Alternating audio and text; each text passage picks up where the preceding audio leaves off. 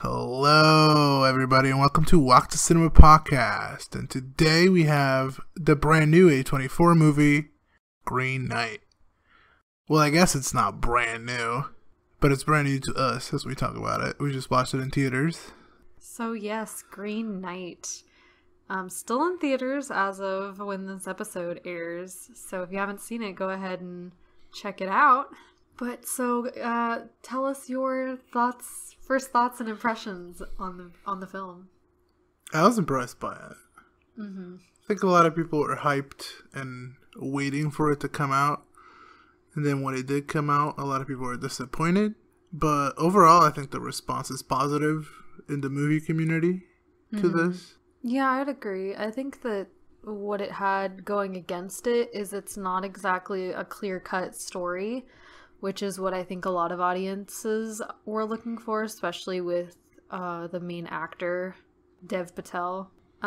Because I think that a lot of people that either recognize his name or know him by what he looks like, they're kind of expecting one thing, and this didn't really deliver what I think a lot of people were expecting, but I was very intrigued the entire time. Yeah, and we're not going to pretend like we understand everything that happened. Yeah. Because I don't. No, but I don't either. Even without understanding it, you're still intrigued. Yeah. And want to keep watching it, at least personally. That's kind of how I felt. Like, it kind of felt like a tale you're trying to unravel, which it is based off of a poem. By Anonymous. Yes, by someone that we don't know. But the movie basically follows the young nephew of King Arthur. Mm-hmm. Gawain, I think is how you say his name. Yeah, I think so. And he's trying to, I guess, prove himself in a way when this Green Knight comes to challenge someone. Yeah, the Green Knight was evoked by his mother. Mm-hmm. I suppose as a way to test him. Maybe. Yeah, we don't get told what it is. We don't get fed anything in this movie. No. But I would say it was his mom's way to test him, to make her son prove himself. Potentially. I mean, it does deviate from the original source material. I wouldn't say extremely, but there is some deviation. And one of it being that his mom is the one that evokes the Green Knight, or, brings him on the journey. That's normal. Ever since the beginning of film, when you use a book or a poem or any writing as an adaptation, you're always going to change character relationships to make it work for the screen. Yeah. But so the premise of the Green Knight's challenge, or game as he calls it, is that whoever is brave enough can challenge him and strike him. And if they land a strike on him, they get to keep the Green Knight's axe and I think his power, or, his greatness. Well, they gained the reputation as the person that got a strike in on the Green Knight. Yes, and then however they strike him, in a year's time, he will do the same. He expects them to travel to the Green Chapel. Yeah. And let him land a blow on them. We don't know if they don't go there what we'll do, but I don't think he'll do anything. I think part of the game is that you keep your honor and you find him at the Green Chapel and you retaliate. Yeah, I agree. So Gawain, our main character, ends up beheading him, and it doesn't really do anything to him besides he picks his head up and he rides off laughing. Yeah, because he's a magical creature. Again, we don't get explained much in the movie, so we know that getting his head cut off doesn't kill him. Yeah. He just grabs his head and laughs away and says, I'll see you in a year. Yeah. And then basically the year skips by and we see that Gawain gains the fame. Yes. And everyone kind of talks him up, but he himself doesn't take it too well because he knows what's coming. Well, it's like he knows what's coming, but he also like, just is going on about life the exact same way that he was before the game happened. Because the movie starts with him at the brothel. Mm-hmm. I was trying to find a way to say that without getting censored. And then he has, after the challenge, he's seen again at the brothel. Yeah. You know? Because he's kind of in love with one of the workers. Yeah, kind of, but I don't know. I feel like later on in the film, I don't know. Okay, so... It's a little hard to determine. The year goes by and he knows he has to start his quest. Yes, so he does. He thinks about not doing it, I think. But everyone's kind of like... You kind of have to You got to do it. Like, if you don't do it, your reputation is for nothing anyway, so you got to do it and see what happens. Yeah, and this is like a way to gain stories and experience and stuff, you know? And I think that all the incidents that happen are kind of like tests of his true self. Yes. Of being a real knight, which is, I think, what he wants to be. Yes. And he fails everything. At least this is like your interpretation of it. Yeah, I think he fails everything. Yeah. When he gets caught by some thieves in the woods, he pretends he's not a knight. Well, because he isn't a knight. He isn't a knight, but it's kind of a cowardly way to get away from it. Well, yeah, he was cowardly throughout the film, but especially in that scene where it's kind of like you're going on this quest to face a creature that's not of this world, and you have people that are of this world, and you just kind of snivel at it. But he ends up losing all of his possessions, which was the green axe that he got from the Green Knight, and a shaw, like, I guess, or a belt. It was a piece of green cloth that he ties around his waist for good luck. Yes, but it was given to his mom, and it was basically a charm that whoever wore the cloth would not be able to be struck down by any man. He couldn't be armed. Yeah. Is basically the gist of it, but that gets taken from him. So does his horse. Yeah. So he's left tied up in the forest. Yes. Well, it's also like that. I mean, the film kind of goes in sections where they put on the screen, like a title card, kind of, and it's in a fantasy way. Yeah, the whole movie is a fantasy, but and that title card said kindness, so I'm also kind of like, well, if he was kinder to the to the person, like, would he have gotten captured by the same people? You know what I mean? I still think he would have. Maybe, but I guess it's part of the task that he has to perform. Yeah. And then he comes across a second task where he's helping a spirit find her head because she had lost it due to a previous knight beheading her after trying to make advances upon her. And I think this is his test of, I guess, chivalry. Where he's supposed to help a lady in need, but he's more concerned about what she will give him in return. Because before he jumps into the lake to find her head, he asks, "What are you going to do for me?" And she's like, "Why would you ask me that?" Yeah, she's shocked that a knight would do that. Yeah. Because she thinks he's a knight. And he never corrects anyone on that. Yeah, he kind of just lets people assume that he's a knight.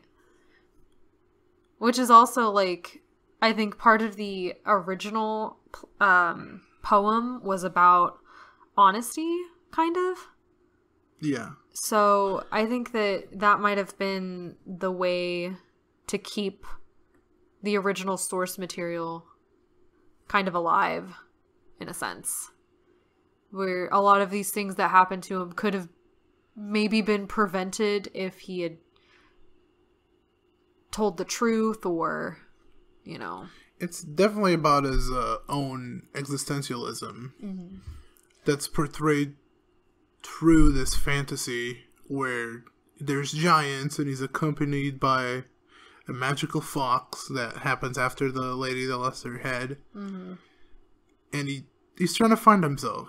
really, and trying to prove to others what he really is. Yeah. And then his final sort of task on the way to the Green Knight. That's a confusing one. Is that's a really messy one. Yeah, is stopping at this, I guess, castle, stronghold type thing. It's the Lord's house that he lives in. And he lives there with his wife and an elderly woman that has like bandages over her eyes or cloth over her eyes. Well, at least you can't see. Yes. Her eyes are covered.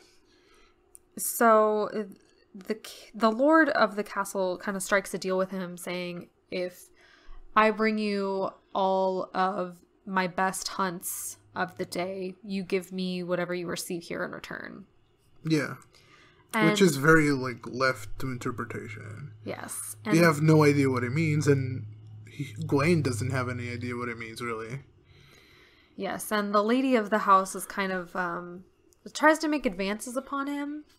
Yeah, and she looks like the worker from the brothel that he likes. Yes, that he's in love with. And she kind of asks him to go to her bedchamber and give her a kiss. And he doesn't do it initially. Yes. Because he's trying to be a knight. He's trying to hold his own standards up, but he fails. Yes, he does fail because he fails everything. Yes. And so she ends up giving him another representation, or like another green cloth that has the charm sewn into it. Which she says she made, and then asks him if he believes in witchcraft, or is that's a... Yeah. It's incorporated into it. I don't know if it's that exact scene, but... Yeah. And he basically leaves after that, and the king... He leaves immediately after that. Yeah. Or the Lord ends up finding him, and he kind of breaks the deal, because if he had kept the deal, he would have given the ribbon back to him, but he doesn't. But he ends up giving the Lord gives him a kiss. I don't know. I feel like the whole thing of the Lord giving him the best hunts and giving him a place to sleep and everything was kind of hinting at the Lord being attracted to him. I don't know. I don't think it was necessarily that, but it also kind of felt... I thought it was more of going to be like one of those White Lotus type things, where like that was the goal, was to keep him there longer than what the knight would want. It definitely felt like that, but it wasn't. It wasn't, but it felt like that because they kept saying, "Oh, it's close. Mm-hmm. You're gonna be fine if you leave in the morning, and you can get there by night." And, and then they try to make it as comfortable as possible for him. He had his wife. Well, I don't know if he had a wife or the wife wanted to do it, but the wife was, making it cozy for him. Yeah. And then, so moving forward with that and kind of just summarizing the end, like we get to the Green Knight and he's still kind of cowardly. He flinches when he's about to be beheaded and the knight kind of berates him for it. And then we see him chicken out and he starts running. Yeah. And we that's the final challenge that he fails. Yeah. And he gives up. Yeah. At least we see him give up. Mm-hmm. And running back to King Arthur and Guinevere. Are you talking about the that? town. Oh, Camelot. You're talking running about back to Camelot, yes. Yeah. And then we get like this whole big kind of scene where he becomes king. It's like a flash forward scene. He becomes the king after being knighted because his uncle died, so he's the closest thing to the heir. He becomes the king. He has a son with the brothel lady. Does not marry her. Yeah, marries another lady, has a child with her. His adult son dies. At war, yes. And then at the end, he's still beheaded. Well, he's not beheaded. Because the scene is very fantasy-like. Well, yeah. Where none of it makes sense in reality. Where he finds the green satchel in his abdomen and pulls it out from inside of him, and then his head falls off. Yeah. Which I don't know what it means. I can't pretend I do. Yeah. But then we find out that was a vision and that he's still with the Green Knight. And he stops him again from striking him and takes off the cloth. And the knight says, like, you've kind of passed my test. Yeah, you did well. You took the cloth away, which is a representation of his fears. Yeah. And he takes the cloth away. The knight says, you did great. Now off with your head. Yeah. Because I'm still going to cut your head because that was the deal. Yeah. And then it ends. And then it's kind of, up to your interpretation. So I guess kind of just start off, like, we're pretty far into this episode, but I feel like we could talk for so much longer about this movie. There was just so many different elements that I was confused on and didn't, like, fully know what was happening, but it was so intriguing that I, like, want to be able to find out, or at least it's definitely something you're going to watch a lot of times. Yeah. Once it gets the Criterion release. Right. But it's like, for example, the fact that at the very first, I guess, test, they have this scene where he's tied up on the ground after being kind of robbed. And then the camera does like a pan around the forest. It's one of the other visions that happens. Yeah. And then it lands back on his body, and it's like his body is still there, but decayed to like the bone. Mm-hmm. But then it reverses back around, and it's back to him being alive. And then he, shimmies away and gets free. So I don't know if it was like a vision to him that this was happening. If like, if you're like the thinking that you're doing right now, like if you just give up right now, this is what's going to happen to you. I think it might be that, because he fails the challenges, but he never quits on the end goal. Yeah. He gets there. He just fails every single challenge along the way, and he fails the final challenge. Mm-hmm. Well, he doesn't.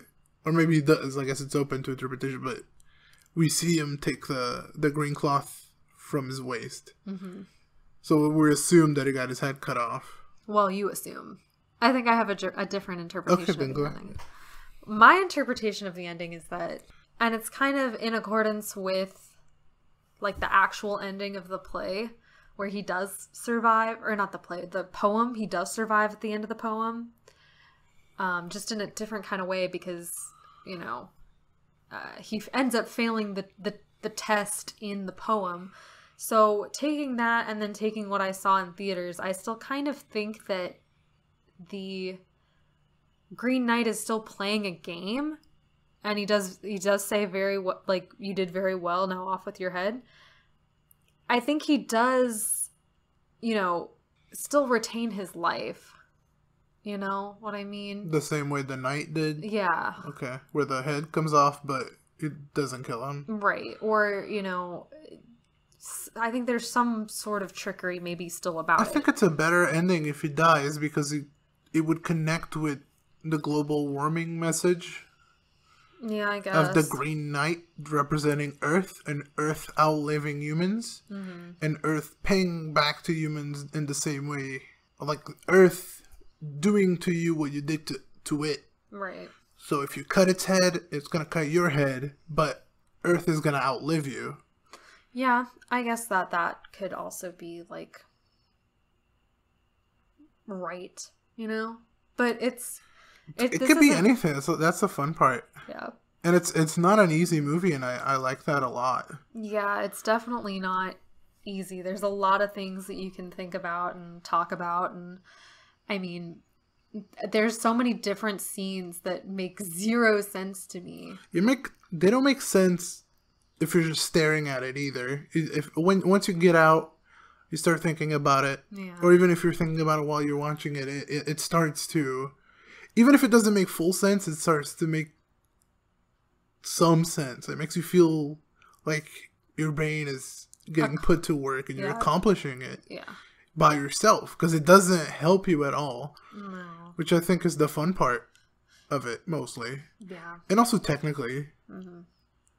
The costumes are great. I really love that yellow cloak he was wearing. Yeah, it's a very interesting look. It's very pretty look. It's very iconic. Immediately, the crown is super iconic looking. Yeah. Like, the movie immediately looks recognizable. even though it's a new movie. Yeah. And the cinematography is brilliant all the way through. From the first shot, it doesn't stop. Yeah, I agree. And I think that they did really well with their kind of soundtrack. Oh, the soundtrack, yeah. That was great. It was really cool, I think. Maybe the sound mixing wasn't the best thing, and sometimes I could, hear them better. I would prefer to understand some words that maybe escaped me in the theater because it was so loud at times, but the soundtrack was brilliant. Yeah. It's kind of very eerie and of the time. Suspenseful, too, in certain Yeah, it was great. I could listen to it while watching the movie. Yeah. Which is on Spotify. But, I guess, it's kind of all we have to say. I feel like I could say more, but at the point that I have no answers, it's kind of... So if you have answers, you can leave them in the YouTube comments, or you could tweet at us, or letterbox. Yeah, we'd love to hear your thoughts. And I guess to wrap it up, what did you rate it? I gave it an 8 out of 10. I also gave it an 8 out of 10. I feel like it could get higher on a second watch with subtitles, with understanding the narrative. Mm-hmm. I agree. I don't think I was ever going to give it. It's definitely not a 7 in my eyes. It's so intriguing that even if I didn't fully understand the concept, I didn't fully understand the symbolism, it felt so captivating that it's at least an 8 in my mind. It definitely was. A lot of people say it's boring. Yeah. Or poorly paced, and I didn't feel that at all. So, I guess if you think that, you gotta explain it to me, because I don't get it. I agree. But so yes, I think that's all that we have for now. Don't forget to give us a thumbs up, subscribe, if you can, on the platform that you're listening to. And we will see you next time.